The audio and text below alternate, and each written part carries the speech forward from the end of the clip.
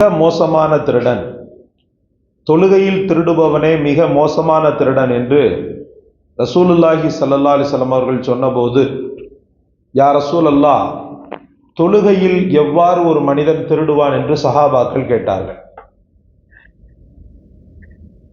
ருக்கு சுஜூதை சரிவர நிறைவேற்றாதவன் அல்லது ருக்கு சுஜூதுடைய தன் இடுப்பை ருக்கு சுஜூதுவில் தன்னுடைய இடுப்பை சீராக வைக்காதவன் என்று நபி ஸல்லல்லாஹு அலைஹி வஸல்லம் அவர்கள் பதில் கூறினார்கள். இதை ஹஜ்ரத் அபூ கதாதா ரலியல்லாஹு அவர்கள் அறிவிக்கிறார்கள். முஸ்னத் அஹ்மத், தப்ரானி. ருக்குவுக்கும் சுஜூதுக்கும் இடையே நிலையில் இடுப்பை நேராக வைக்காதவரின் தொழுகையின் பக்கம் அல்லாஹு தஆலா ஏறிட்டும் பார்ப்பதில்லை என்று ரசூலுல்லாஹி ஸல்லல்லாஹு அலைஹி வஸல்லம் அவர்கள் கூறியதாக ஹஜ்ரத் அபூ ஹுரைரா ரலியல்லாஹு அவர்கள் அறிவிக்கிறார்கள். ஹஜ்ரத் ஆயிஷா ரலியல்லாஹு அன்ஹா அவர்கள் அறிவிக்கிறார்கள், நான் நபி ஸல்லல்லாஹு அலைஹி வஸல்லம் அவர்களிடம் தொழுகையில் அங்கும் இங்கும் பார்ப்பதை பற்றி கேட்டேன். அது தொழுகையை விட்டும் மனிதனை ஏமாற்றி அபகரிப்பதாகும். அது தொழுகையை விட்டும் மனிதனை ஏமாற்றி அபகரிப்பதாகும் என்று ரசூலுல்லாஹி ஸல்லல்லாஹு அலைஹி வஸல்லம் அவர்கள் பதில் கூறினார்கள். திருமதி. அன்பிற்குரியவர்களே, நம்முடைய உயிரே தொழுகைதான். வாழ்க்கையினுடைய அஸ்திவாரமே தொழுகைதான். இஸ்லாத்தினுடைய ஆகப்பெரிய கடமைகளில் மிக முக்கியமான ஒன்று தொழுகைதான். தொழுகை மௌத் வரைக்கும் ஒரு மனிதனை பிரியாது. ஒரு மௌமீன் எப்போது பாலிகாகராகனோ அதுல இருந்த ஆரம்பம். இன்னும் சொல்ல போனால், ஒரு மூமின் 7 வயதை இருக்கின்ற நேரத்திலேயே அவனுடைய பெற்றோர்களுக்கு தொழுகையை பற்றி ஏவும்படி பணிக்கப்பட்டிருக்கிறது. அப்போ 10 வயதிலிருந்து ஆரம்பமாக கூடிய அவனுடைய அந்த தொழுகையின் பயணம் அவன் இறுதி பயணமாக சடலமாக போகின்ற வரைக்கும் அவனோடு ஒட்டி கொண்டிருக்கிறது. அந்த தொழுகையை சரியாக நிறைவேற்றாதவர் தொழுகையை எப்படி முறையாக தொழுதவராக ஆக முடியும் சகோதரர்களே? அந்த கடமையை எப்படி நிறைவேற்றியவராக ஆக முடியும் சகோதரர்களே? முக்கியமாக குறிப்பாக பெருமானார் ஸல்லல்லாஹு அலைஹி வஸல்லம் அவர்கள் சொன்னதற்கொப்ப தொழுகையின் திருடன் அப்படின்னு சொன்னாங்க ரசூலுல்லாஹி ஸல்லல்லாஹு அலைஹி வஸல்லம்.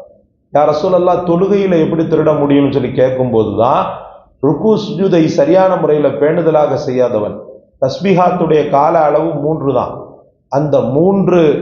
இந்த தஸ்பீஹாத்துடைய கால அளவு 3. அந்த 3ஐயும் சரியான முறையில சொன்னால் மட்டும்தான் அவனுடைய ருக்குவும் சுஜூதும் பரிபூரணமாக ஆகும். சுபஹான ரப்பில் அதீம், சுபஹான ரப்பியல் அதீம், சுபஹான ரப்பியல் அதீம், இப்படி நம்ம 3 முறை சொல்லணும். ஷாஃபியாக்களாக இருந்தா சுபஹான ரப்பியல் அதீம் வபிஹம்திஹி, வபிஹம்திஹி அவங்களுக்கு எக்ஸ்ட்ரா வரும். ரெண்டுமே ரசூலுல்லாஹ் சொன்னதுதான். அந்த 2ல உள்ள ஹதீஸ்கள்ல அவங்க அதை எடுத்துக்கிடுவாங்க, இவங்க இதை எடுத்துக்கிடுவாங்க. இதை சொல்லும் போது மட்டும்தான் பரிபூரணமான முறையில தொழுகை கூடும். சுபஹான் ரப்பில் அது அப்படி டக்குன்னு எந்திக்கிறாருன்னு சொன்னா அவருடைய தொழுகை திருடப்பட்ட தொழுகை. அவன் திருடன் அப்படின்னாங்க ரசூலுல்லாஹி ஸல்லல்லாஹு அலைஹி வஸல்லம். அல்லாஹ்வுடைய கடமையை நாம் பரிபூரணமா கொடுக்காம நான் என்ன பண்றேன், ஷைத்தானுக்கு என்ன செஞ்சிடுறேன், தாராவா தர்றேன், அதுல திருடிடுறேன், அதனால நான் திருடன் அப்படின்ற மாதிரி பெருமானார் ஸல்லல்லாஹு அலைஹி வஸல்லம் அவர்கள் சொன்னாங்க. இன்னொன்னு பாத்தீங்கன்னு சொன்னா, இதுதான் நிறைய மக்கள்கிட்ட இருக்கக்கூடிய ஒன்று. லேசா ஒரு சின்ன அரவம் வர தேவையில்லை, லேசா ஒரு சின்ன சத்தம் வர்ற விதி இல்லை, உடனே என்ன பண்றதுன்னா தொழுகையிலே இப்படி பார்க்கறது. யாராவது அப்படி உள்ள அப்படி நுழைஞ்சு வர்றாங்கன்னு சொன்னா யார் அது அப்படின்னு தொழுகையிலேயே பார்க்கறது. வெட்கப்படணும். இதெல்லாம் ஒரு காரியமான்னு சொல்லிட்டு வெட்கப்படணும். இப்போ ஒரு பெரிய மேனேஜர், ஒரு ஆபீசர் இருக்கிறாரு, அவர்கிட்ட நம்ம ஒரு தயவு நாடி போறோம். ஒருத்தர் ஒரு காரியம் நிறைவேறதுக்காக அவர்கிட்ட என்ன செய்யறோம், போறோம். அல்லது நாம வேலை செய்யறோமே அங்க முதலாளின்னு வச்சுக்கிறோங்க, அவர் என்ன பண்றாரு, நம்மளை பார்த்து பேசிக்கிட்டு இருக்கிறாரு. என்னப்பா இப்படி எப்படி பண்ணிக்கலாம் அப்படி இப்படின்னு சொல்லி பேசும்போது நீங்க என்ன பண்றீங்க, அவரை உற்று நோக்காம வேற ஒரு பக்கம் அப்படி பாக்குறீங்க. அவர் பேசிக்கிட்டே இருக்கிறாரு, ஆனா நம்ம வேற அப்படி இப்படி பார்த்துக்கிட்டு இருக்கிறோம். அப்ப எவ்வளவு இன்சல்ட் பண்ண மாதிரி இருக்குது. அவர் என்ன பண்ணுவாரு, அடுத்து, டேய் நான் யார்கிட்ட பேசிக்கிட்டு இருக்க, நீ எங்க பாக்குற, என்ன டிசிப்ளின் நீ படிச்சிருக்கிற? ஒரு தடவை வான் பண்ணுவாரு, 2வது தடவையும் வான் பண்ணுவார், 3வது தடவையும் அவர் பேசுகின்ற நேரத்துல நம்ம வேற எங்கேயாவது பராக்கு பார்த்துக்கிட்டு இருந்தோம்னு சொன்னா உன்னுடைய வேலையை நான் இன்னைக்கே என்ன செய்யறேன், தூக்குறேன். இன்னைக்கே உன்னை சீட்டை கழிச்சு அனுப்புறேன், நீ தொடர்ந்து நான் இன்சல்ட் பண்ற மாதிரி பண்ணிக்கிட்டு இருக்கிறேன்ட்டு ஒரு மனிதனுடைய உள்ளமே அந்த செய்கையை ஏற்றுக்கொள்ளாது. படைத்தவனுடைய உள்ளம் எப்படி செய்கை ஏற்றுக்கொள்ளும்? படைத்த ரப்பு எல்லாவற்றை விட தூய்மை உயர்ந்தவன், அவன் பெரியவன், அவன் முன்னாடி நிற்கின்ற நேரத்துல ஒரு மூமின் எப்படி நிற்க வேண்டும்? பாவந்தியாக நிற்க வேண்டும். அவனுடைய பார்வை எங்கெங்கு இருக்க வேண்டும், எந்தெந்த நிலையில எங்கெங்க இருக்கணுமோ அந்தந்த நிலையில அங்கங்குதான் இருக்கணும். தக்பீர்ல இப்படித்தான் இருக்கணும், ருக்கூல இப்படித்தான் இருக்கணும், சஜிதாவில் இப்படித்தான் இருக்கணும்னு சொல்லிட்டு வரையறுக்கப்பட்டிருக்கிறது.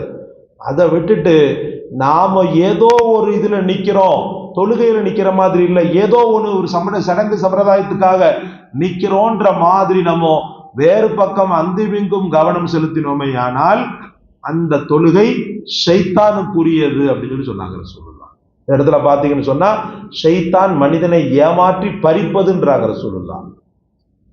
இப்லீஸ் அப்படித்தான் போடுவான், அங்க பாரு இங்க பாரு, அந்த யாரோ வர்றாங்க பாரு, ஏதோ ஒரு சவுண்டு கேட்குது பாரு, உன்னுடைய உள்ள இப்படித்தான்.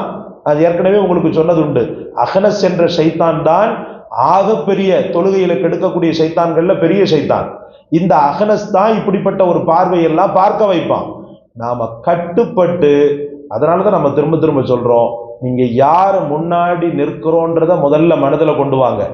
நாம யாருன்றதையும் நம்ம நினைக்கணும். நான் எவ்வளவு பெரிய பாவி, அந்த பாவியாக இருக்கக்கூடிய நான் என் ரப்பின் முன்னாடி நிற்கிறேன், நான் அவனுக்கு எப்படியாவது பிடித்தமானவனா மாறணும், அவன் என் பாவங்களை எல்லாம் மன்னிக்கணும், என் தொழுகை எனக்கு சொர்க்கத்தை தரக்கூடிய காரணியா இருக்கணும். அஸ்ஸலாத்து மிஃப்தாஹுல் ஜன்னா, சொர்க்கத்தின் சாவி தொழுகை அப்படின்னும் போது அந்த சாவி ஒழுங்கா திறந்தாதானே சொர்க்கத்தை திறக்க முடியும். ஒன்ன கிடக்கப்பட்ட சாவி, உளுத்து போன சாவியை நான் பூட்டில் போட்டு திறந்துகிட்டே இருந்தேன்டா, நான் உட்கார்ந்து திருக்கிக்கிட்டே இருக்க வேண்டியதுதான், அது கண்டிப்பாக திறக்காது. அப்ப என்னுடைய தொழுகை சரியாக இருக்கிற பட்சத்தில் என்னுடைய அந்த சொர்க்கத்தின் சாவி நல்லபடியான முறையில தயாராகி விட்டது.